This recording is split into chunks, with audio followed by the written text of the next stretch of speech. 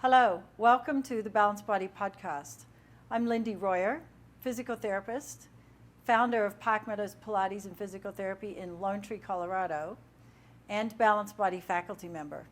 I'm here today with my friend Krista, who's going to help us show you some options for adductor strengthening and balancing, specifically for knee and lower extremity rehabilitation.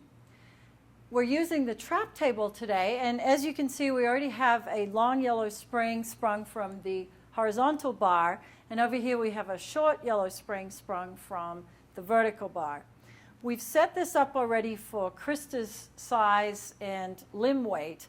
However, keep in mind that if you have somebody who has a heavier, longer limb, you may want to go to a purple or heavier spring and a red or a blue spring at the other end. We also have Krista already preset, if you will, with the knee strap and the ankle strap. And what we're going to be doing here is we're going to suspend her right leg so that she can start to work her left leg into a deduction. So first of all, we're going to hook up the knee strap. And this is something to be really careful with when you're working with patients who have knee issues. They do not want to be hung from their ankle without support around their knee. So make sure that when you're setting this up, that you put the knee strap on first and support that by suspending it from the spring, and then the ankle goes on next. So we have Krista lying here in side lying, similar to how she would be if she were on the mat. We're aligned from the head through the shoulders, ribs, and pelvis. Her left leg for right now is bent as we get her set up. But pretty soon she's going to be straightening that leg out. Keep in mind as soon as this leg extends that she's actually going to be less balanced. So keeping that left leg for now bent is going to give her a little bit more stability as we go into her setup.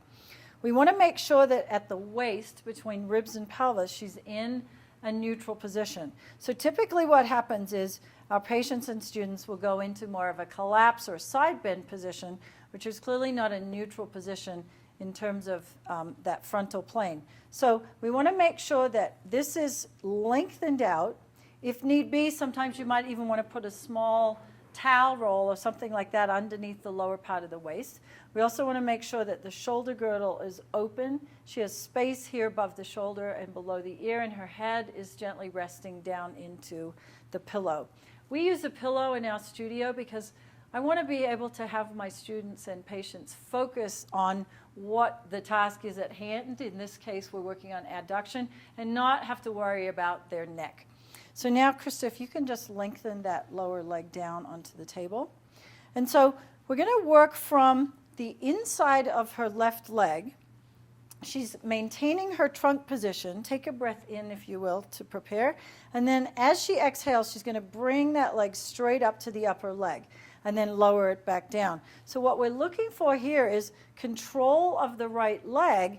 And even though her left leg is moving, there's a lot of work going on here through the right leg and through the pelvis in order to maintain that stability that she's maintaining of the right leg. Typically what you might see is instead of the left leg coming up, the right leg will come down. So Krista's just going to show you what typically happens with most of us.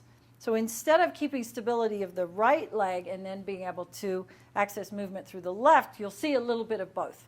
So one nice way to think about this is if we can connect the left sit bone to the right sit bone so that the activation is starting in the pelvic floor and the deeper core muscles, and then creating that nice adduction activation into the rest of the left leg. Beautiful. So now we're going to go into a little bit of a variation. You're going to bring that left leg back into extension, and she's going to externally rotate the left leg. The right leg can also be a little bit externally rotated just to match that. And then from here, she's going to float that leg up to meet the other leg. So here we're accessing a little more external rotation. We're also getting a sense of imbalances potentially in the adductor system. So making sure that we're looking at external and internal rotation is really important. And can you just bring that leg into a little more extension? And we're just going to challenge her one more. She's going to take that leg further back into extension and see if she can bring that left heel behind the right one, which is a really, really big challenge. and then bring the leg forward, if you will, Krista. So now she's going to take that lower leg into a little bit of flexion and internal rotation, and then this is going to pull in a little more of the medial quadriceps as you exhale, so she can medially rotate that upper leg as well, and then float the lower leg up. Good. We also want to pay attention here to what kinds of activity is going on in the foot and the ankle. Typically, we'll see all sorts of interesting patterns of inversion, eversion, toe gripping, all sorts of interesting and wonderful things in the foot. We want to make sure that we're really focused on activating the leg from the core and having that motion flow down rather than having the foot be in control of the movement.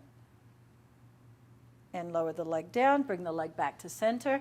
And as you can see, that is quite a challenging exercise. Very important for balancing the hip, the knee, the lower extremity, and making sure that our patients are balanced from the hip rather than just looking at the structure that's being damaged, perhaps the knee. Thank you very much, Krista, and thank you for watching.